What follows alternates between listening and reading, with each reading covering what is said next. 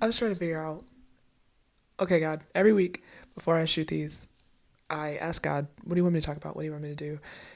And he brought up how he wanted me to talk about when he says go and what that really means. And I I've been processing when God says go for a time.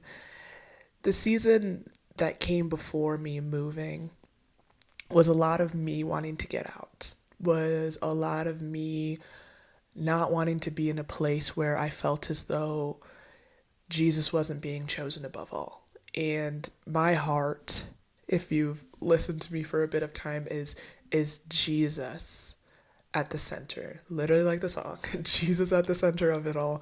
And if I'm not looking at Jesus, then what am I doing?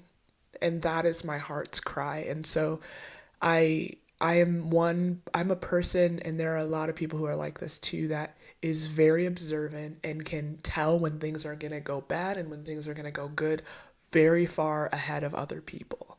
And I am not one of those words people. Like politicians, they don't get me because I love action. I think action is the best way to see the heart of the people. And I was looking around the church that I had been attending before, and I just noticed a lot of things that I was like, it's not Jesus at the center.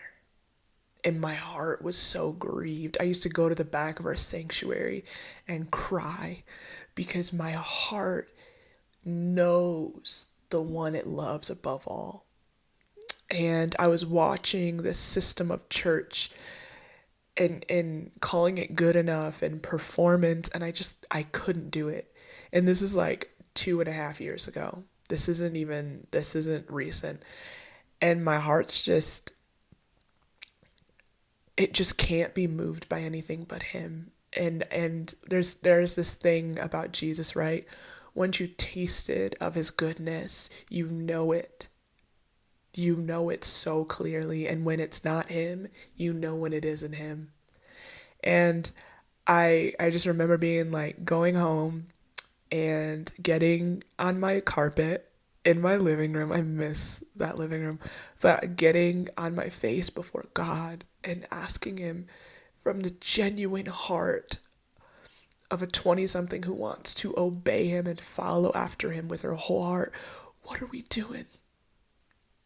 What are we doing, God? And I was so broken because I know the God that has brought me through valleys and depression and broken family and so much pain and disappointment and hurt. And I was walking into church and watching people walk out the same.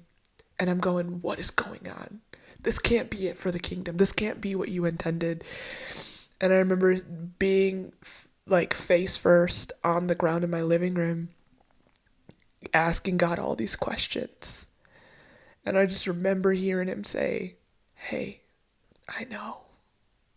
And my heart is as grieved as your heart is. And I lost it. And I was like I just remember getting like this like part of me. I don't know why I feel like I can just say things to God sometimes that I'm just like I'm just feeling like my Job rebuke is coming. But like I just remember going, then why are you allowing it to happen? And it was silent. And I had to wrestle with that for 2 years. I asked God, please take me somewhere where you are on the altar first, where the hearts are burning after the one thing. And I just remember that this was like the beginning of the struggle for me. It went from, man, I'm so grieved, to literal season of just hell, of family dying that I was like, oh, they're gonna make it for a long time, just dying, dealing with so much strife and turmoil. I had like a major health issue, cancer in my family. Like there was just thing after thing after thing happening, and I'm sitting here and I'm going, God, where are you? God, do you hear me? God, what are you doing? And I was learning about how he doesn't disappoint even in valleys. I was learning about, will you keep tending when you can't hear me? I'm not in the wind, I'm not in the fire. Can you keep tending when you don't hear the voice? And I was like,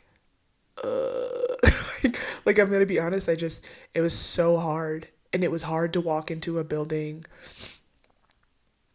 and almost have to pretend that I didn't know, have to almost pretend and overlook people that are walking in pain because I knew that they weren't going to find it there, that they weren't going to find the healing and the love of Jesus there. They're going to find a show. Like, I know this is very savage right now, but I just knew, because I'm going to be honest with you, you can do everything. I think we all know this. The church can do all these great production things and make all this great content and do all these great things, right? But it doesn't mean that the authority of Jesus is there, that the authority of the blood is there. It doesn't mean it. If he's not first, if his living word, I don't know where my Bible is not first,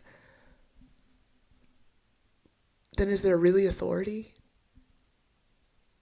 Then is there really life change? And it was so hard for me to be doing ministry at that point and to have to like just feeling like I was faking it. And my heart, like who I am at the core, is authentic.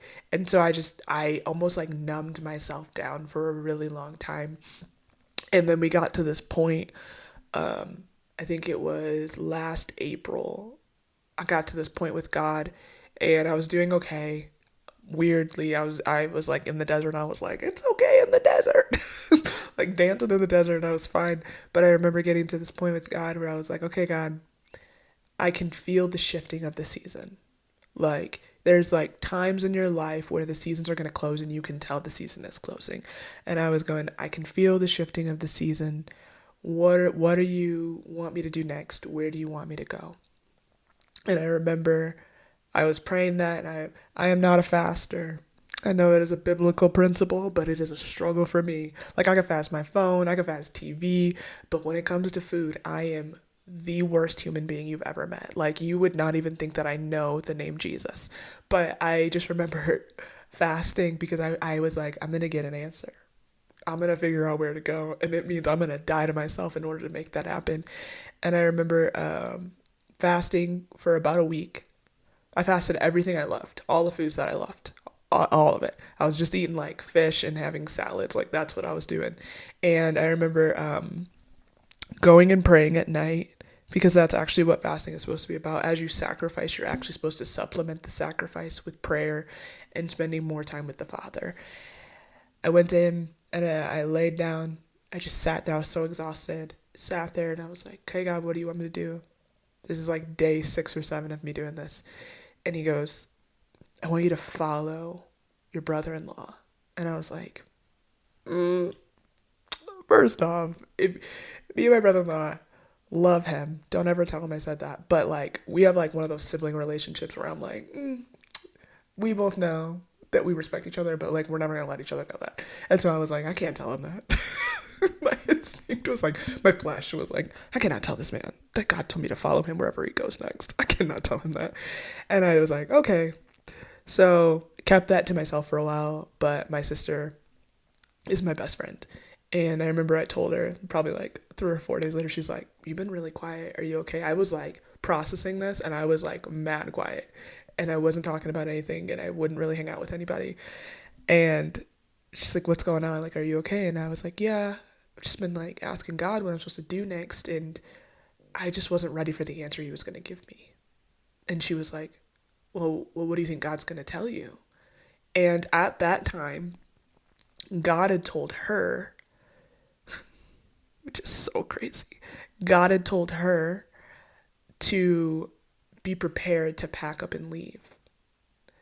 And they were living in a house at that point, and she was like, okay, all right. And so they ended up selling their house because God told her, was preparing her for the next season as much as me.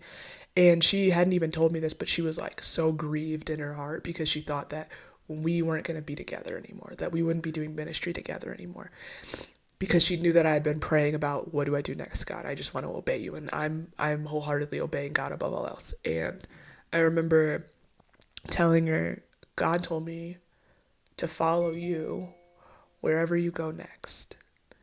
And she broke down crying and she was like, I just remember, like, I'm not going to cry. I'm probably going to cry.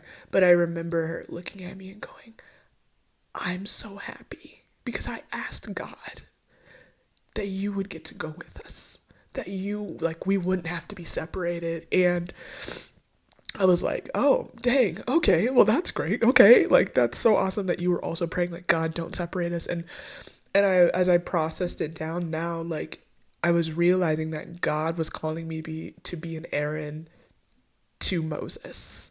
And if you know the story of Moses, right? Moses like doesn't want to go.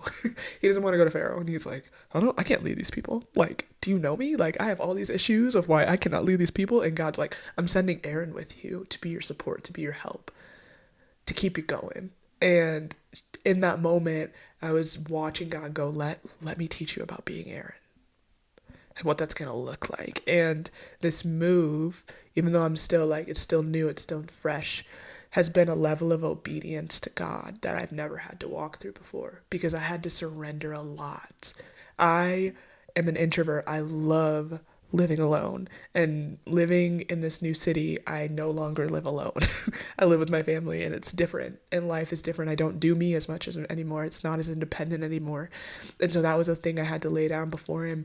And then having to say goodbye was one of the hardest things for me, because it wasn't a goodbye of it wasn't a goodbye because God was saying we're done with this place. It was a goodbye because of a no. And it was a goodbye because Jesus wasn't being chosen first, and God was going, I'm going to take you to the place where I'm being chosen because that's your heart's cry. And I'm a good father. And when my kids cry out to me, I'm not just going to leave them to sit over here by themselves. When their heart is burning for me above all else, I'm not going to leave them to sit over here. And so I had to lay down relationships that I have poured into and mentored and led, and look people in the eyes and go, goodbye. And I know God is going to take care of you. And that was a level of surrender I wasn't ready for. I didn't realize that that was a place that I thought I could carry. And I remember one of the last nights in my apartment, the apartment where I'd started so much with these girls, where we were honest and we cried and we prayed for each other and we loved each other, and we understood how Jesus had made each other and the beauty of that. And I remember sitting on the floor and I was crying out to God. And I was like, God, like, just take care of him. Like, just keep him close. I know, like, you were trying to prepare their hearts, but just keep them close. And he was like, I've always kept them close. I know you thought that you were carrying them, but I was. Because I was carrying you, but you gotta give that to me. And that level of surrender, of having to let people be guarded by the one who loves them more than I ever could. I didn't even realize how hard that was for me. And God has been so beautiful and gracious to them and to me, but I could see it in their faces as I said goodbye. Like we all were broken, but I know that God has his hand over them. I know that God is keeping them close. And through this process of this move of God saying, go be an Aaron, go rest, go, I got them. It's been cool to watch God go, hey, I'm holding you. And so for those of you guys that are like, what is this episode? What is she even talking about at this point? If God is calling you to go, he's going to make a way. He's going to protect the people that are meant to be protected. He's got them in his hands already. I feel like there are some of you guys that are listening right now where God has called you to go somewhere and you're like, but all of this stuff, all of these things, and you're like making all of these excuses to not obey. And he's going, do you want me? Do you want why I put you on this earth? Or do you want the excuses? And it's hard. And I just want to encourage you to take the steps to say, God, I will go, because he will bless you in the midst of your go. and he is calling you to more. It's not an accident. He's not like, oh, I guess I kind of want to ask him. No, when he calls, it's because he wants you.